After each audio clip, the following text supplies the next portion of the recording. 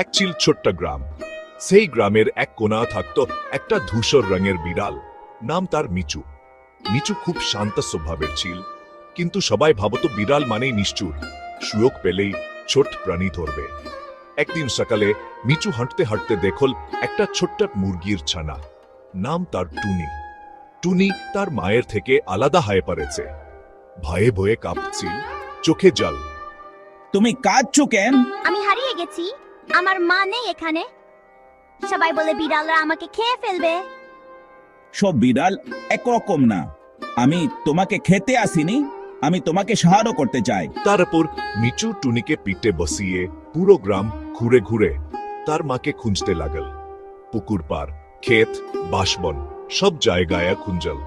শেষমেশ বড় এক আম গাছের নিচে টুনির মাকে পাওয়া গেল। মা মুরগি ছানাকে দেখে খুশিতে ডানা মেলে দিল।